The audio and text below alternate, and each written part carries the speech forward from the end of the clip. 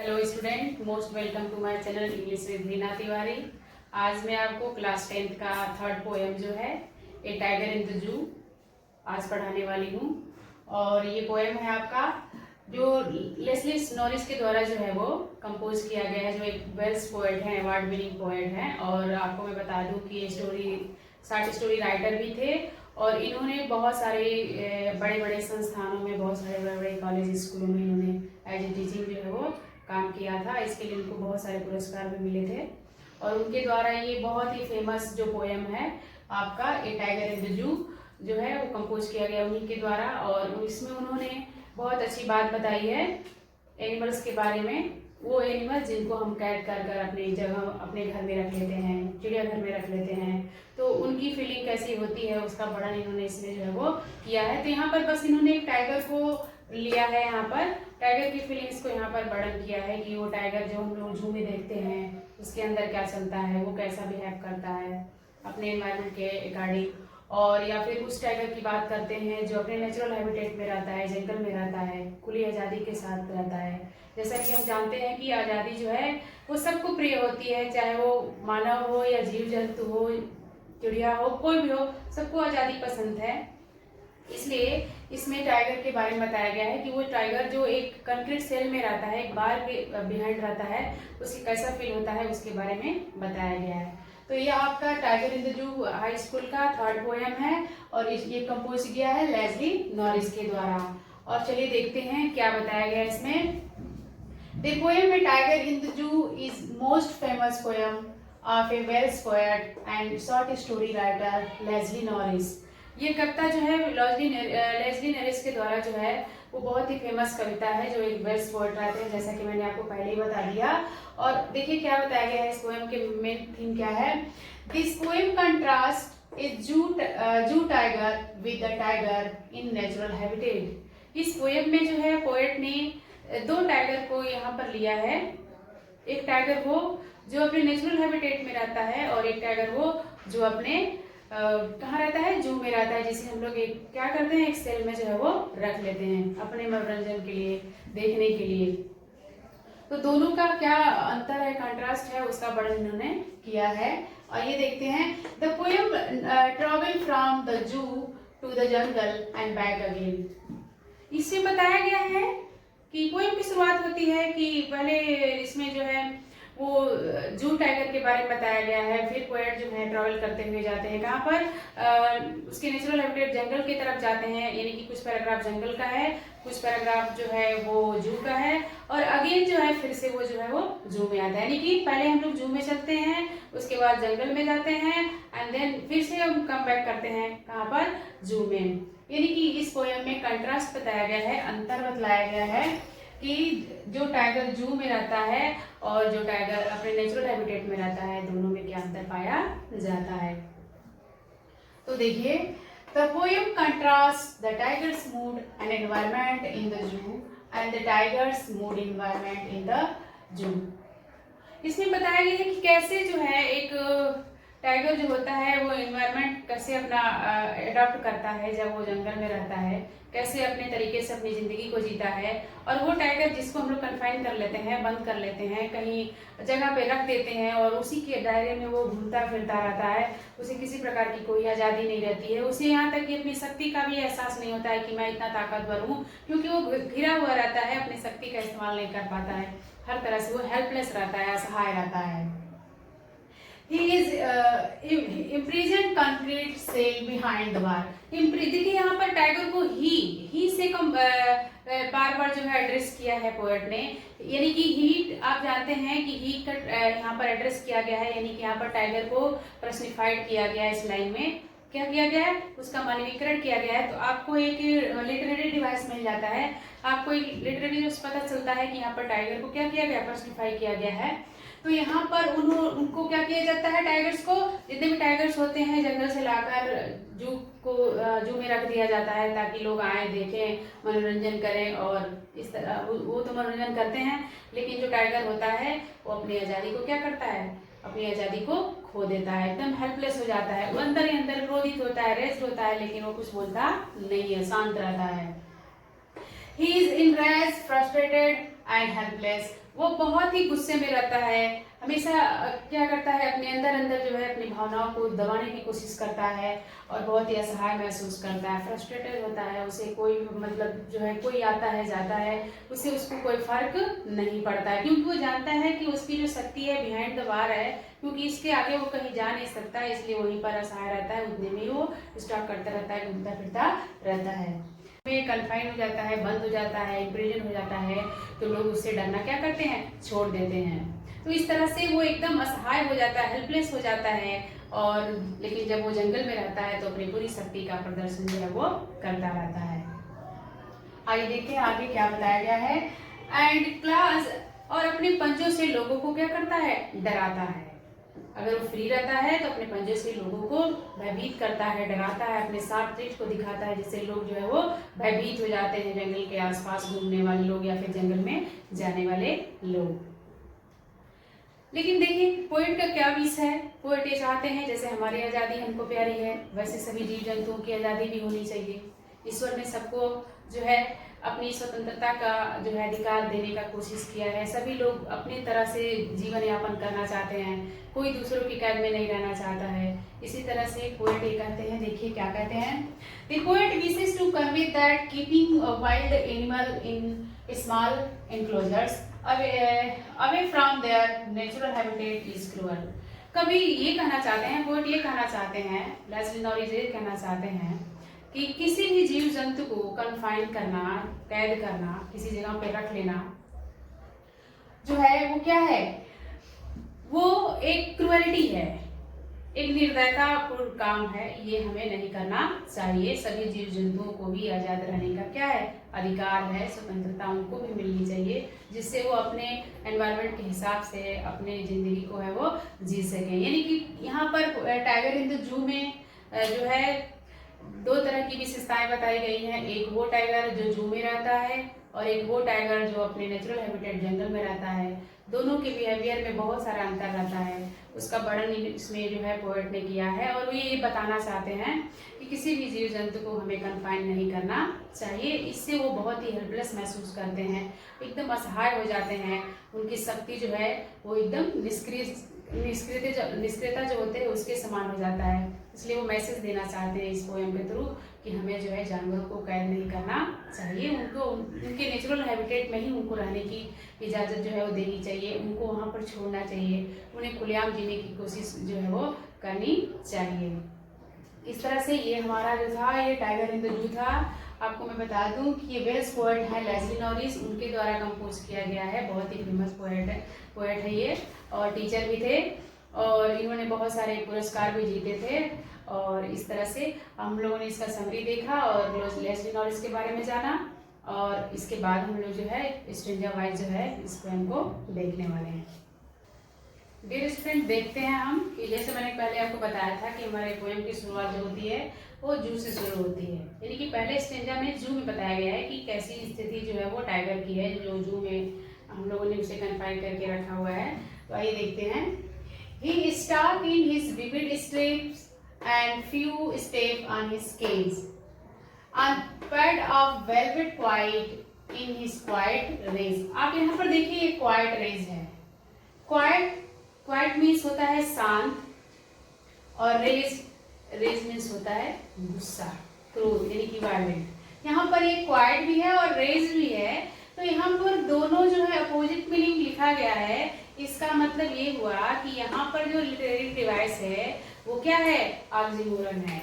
इसको आप ध्यान में रखिएगा कि इस लाइन में क्वाइट रेज में जो है वो जो है लिटरेरी डिवाइस आपका ऑक्सीमोरन है, इसलिए मैंने इससे पहले ही बता दिया आपको। तो आइए देखते हैं। और यहाँ देखिए ही स्टार्क्स में आपका लिटरेरी डिवाइस है, मैं पहले ही बता दे रही हूँ कि ही स्टार्क में लिटरेरी डिवाइस जो है वो पर्सनिफिकेशन है। यहाँ पर ही का इस्तेमाल किया गया टाइगर के लिए। आइए देखते हैं। He stalks in his vivid style the few steps on his of his case and pad of velvet white in his quiet race। यहाँ पर टाइगर के बारे में बताया गया है। जो जू में टाइगर है वो क्या करता है, वो अपनी चमकदार धारियों के साथ, आप जानते हैं कि टाइगर के ऊपर धारियां होती है, स्टेप्स होते हैं, तो अपनी चमकदार धारियों के साथ वो क्या करता है, उसी कन्फाइन में जो है, उसी केज में जहां पर हम उसे कैद करके रहते हैं, वो क्या करता है, कुछ कदम की दूरी पर चलता है। क्यों कुछ कदम की दूरी पर चलता है? क्योंकि हम जानते हैं कि वो सेल जो होता है बहुत ही छोटा होता है, लिमिट में होता है। तो जितना वो केज है वहां का, उतने में ही वो अपनी कुछ कदम की दूरी पर क्या करता है, चलता रहता है। कैसे चलता है? On pads of velvet quiet in his quiet rage, अपने गद्दीदार पंजों पर चलता है और वो एकदम शांत भी रहता है और उसके मन के अंदर क्रोध भी भरा रहता है। यानी कि इस स्टिंजा में पोएट ने ये बताया है कि जो ये चमकदार धारियों वाला टाइगर है, वो लिमिट केज में जो है वो चलता रहता है, चहलकदमी करता रहता है, अपने गद्दीदार पैरों पे, वेलवेट पैड है उस पर चलता रहता है। और इन हिज क्वाइट रेस, वो एकदम शांत भी रहता है, क्रोधित भी रहता है, इनकी शांत भावना के साथ क्रोध में भी जो है वो इधर उधर विचलित जो है वो करता रहता है। यानी कि जो भी आता है जू में उसे देखने के लिए, कोई भी दर्शक आते हैं उसे देखने के लिए, अपने मनोरंजन के लिए, वो उनको कुछ नहीं करता है, क्योंकि वो जानता है कि उसकी शक्ति जो है वो बिहाइंड द बार है, वो कुछ कर नहीं पाएगा किसी का। तो बस यूं ही जितना बार में टाइमिंग है, जितना उसका जगह है, उसी में वो क्या करता रहता है, स्टॉप करते रहता है, चलते रहता है। तो ये था आपका फर्स्ट स्टिंजा और ये है दूसरा स्टिंजा। अब हम लोग चलते हैं जंगल में। मैंने आपको पहले ही बताया है कि पहले जू में जाएंगे, फिर जंगल में जाएंगे और ऐसे करते हुए लास्ट में हम फिर से जो है वो जू में जाएंगे। तो दूसरे स्टिंजा देखिए जो जंगल में जाता है, वहां पर देखिए क्या होता है, He stood be lurking in shadow, sliding through long grass near the water hole where plump deer pass।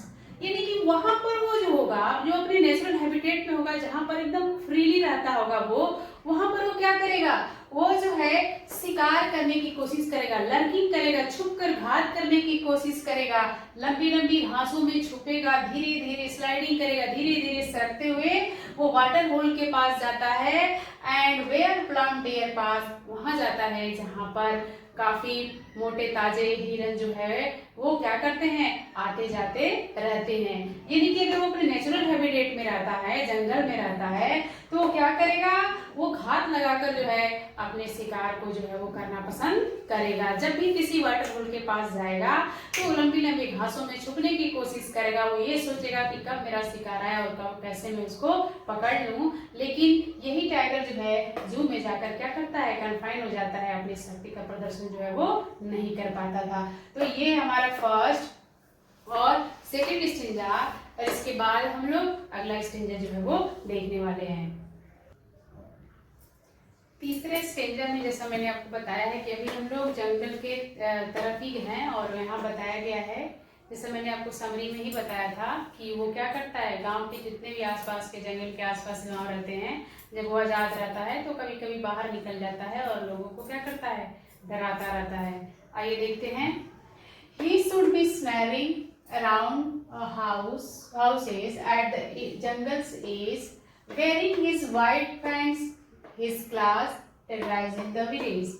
यानी कि इसमें पोएट ने हमें ये बताया है कि वह अगर आजाद रहता है, यानी कि अपने नेचुरल हैबिटेट में जब टाइगर रहता है जो अभी जू में है, तो क्या करता है कि वो जंगल के आसपास, जो जंगल का एज है, जो किनारा है, यानी कि उसके आसपास के जो एरिया है, इलाके हैं, वहाँ के जो गांव है, वहाँ के लोगों को वो क्या करता है, अपने वाइट फैंग से, यानी कि अपने वो नुकीले दांतों से लोगों को क्या करता है, डराता है और अपने पंजों से गांव के लोगों को हमेशा क्या करता है, भयभीत करते रहता है। यानी कि जब वो जंगल से बाहर निकलता है, जब आजाद रहता है, तो लोग उससे क्या करते हैं, डरते हैं और वो भी डराने का काम जो है वो करता है अपने शार्प टीथ के द्वारा और अपने पैडी जो उसका क्ला है उसके द्वारा। तो ये हम लोग का जंगल का सीन था। अब ये पैराग्राफ जो है 4th नंबर का, ये जो है फिर से जो है वो जू में जा रहा है। आइए देखते हैं जू में फिर क्या बताया गया है। But he locked in concrete cell His strength behind bars। लेकिन अब ये टाइगर जो है अब कंक्रीट सेल में लॉक्ड है। बंद कर दिया गया है, इसे लॉक कर दिया गया है। कंक्रीट सेल आप समझ रहे हैं कि ईंट पत्थर के बने हुए जो घर होते हैं वो कंक्रीट सेल होते हैं।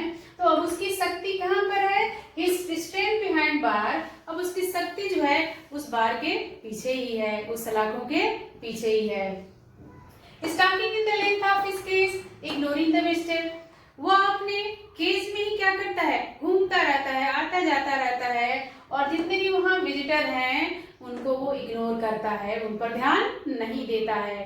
लेकिन याद रखिए, यही अगर टाइगर जो है जंगल में रहेगा तो लोग उससे भयभीत होंगे और वो भी लोगों को भयभीत करेगा। लेकिन अभी उसकी शक्ति क्या हुई है? छीन ली गई है, उसे कैद करके बिहाइंड द बार, और इस तरह से वो एकदम हेल्पलेस है, असहाय है। बस उसी कंक्रीट सेल में वो घूमता रहता है, चलता रहता है। जो भी उधर उसे देखने के लिए चिड़ियाघर में लोग आते हैं वो किसी खास पर विशेष ध्यान नहीं देता है। तो ये हमारा जू का था पैराग्राफ, और ये हमारा जंगल का था, और एक और लास्ट पैराग्राफ जो बच जाता है वो भी हमारे जू का ही है। अब उसको हम लोग देखने वाले हैं। डियर स्टूडेंट, ये हमारा लास्ट स्टेंजा है इस पोयम का, ए टाइगर इन द जू का। अभी भी टाइगर जो है वो जू में ही है, उसकी स्थिति का वर्णन किया गया है। वो भी रात का सीन दर्शाया गया है इसमें कि वो नाइट के समय क्या उसके ऊपर गिरता है, क्या कैसा वो महसूस करता है। तो यहाँ पर देखिए क्या बताया गया है। He hears the last voice at night the patrolling cars। यानी कि वो रात में जितने भी पेट्रोलिंग कार होते हैं, जो गश्त करने वाली कार होती हैं, जो निरीक्षक लोग आते हैं, जो अपनी गाड़ियों से आते हैं, वो उनकी आवाज़ों को क्या करता है? सुनता है। अक्सर हर जगह जो है गश्त होता रहता है रात में। तो यहाँ टाइगर जहाँ रहता है जू में, वहाँ पर भी लोग आते हैं कई निरीक्षक की देखने के लिए कि बाहर कहीं खुला तो नहीं है, किसी तरह की कोई समस्या तो नहीं है। तो बहुत सारे इंस्पेक्टर आते हैं निरीक्षण करने के लिए। तो पेट्रोलिंग कार जब उनकी आती है तो उनकी आवाज़ों को वो क्या करता है? सुनता रहता है ध्यान से। And stare with his brilliant eyes at the brilliant star. और अपनी चमकदार आंखों से वो चमकते हुए तारों को भी देखता रहता है। इस प्रकार हम ये कह सकते हैं कि ये स्थिति है जो टाइगर है, इसमें जू में रहने पर कोई भी टाइगर जो होता है या फिर कोई भी जानवर जो होता है वो एकदम हेल्पलेस हो जाता है। उसे समझ में नहीं आता है कि वो कहाँ रहे, कैसे रहे, इसलिए वो एकदम असहाय होकर जिस जगह पे कैद किया जाता है वहीं पर वो बैठा रहता है। लेकिन अगर वो अपने नेचुरल हैबिटेट में रहता है तो अपने अकॉर्डिंग जो है अपने कार्यों को अंजाम देता है, शिकार करता है या फिर खेलता है, उठता है, जैसी उसकी प्रतिक्रिया होती है वैसा वो रिस्पॉन्स जो है वो करता है। इस तरह से कभी हमें ये मैसेज देना चाहते हैं कि हमें जंगली जानवरों को कैद नहीं करना चाहिए, उनको आज़ाद छोड़े रखना चाहिए, उनका नेचुरल हैबिटेट होना चाहिए और उनको कैद करके जू में नहीं रखना चाहिए। यही मैसेज वो इस कविता के द्वारा जो है वो दे रहे हैं हमें। और हमें भी जो है इसे सतर्क रहना चाहिए, इन जंगली जानवरों को उनकी असली जगह से हमें हटाना नहीं चाहिए, इनकी हमें रक्षा करना चाहिए, इनके विकास में हमारा भी योगदान होना चाहिए। इस तरह से लेस्ली नॉरिस जो है हमें इस कविता के द्वारा जो है ये संदेश देते हैं कि जितने भी वन्य प्राणी हैं, वन्य जीव हैं, उनका भी अपना एक जीवन होता है और उनके जीवन का भी हमें मान रखना चाहिए। और ये रहा हमारा सबसे महत्वपूर्ण पोयम था, इसे आप लोग अच्छे से लर्न कर लीजिएगा। और लास्ट में मैं ये कहना चाहूँगी कि आप हमारे चैनल को अधिक से अधिक सब्सक्राइब करिए और शेयर कीजिए। और वीडियो के लिए कोई भी सुझाव हो, कोई भी आप एडवाइस देना चाहते हैं तो आप दे सकते हैं। और इस तरह से हमारा अंतिम पोयम था। Thank you.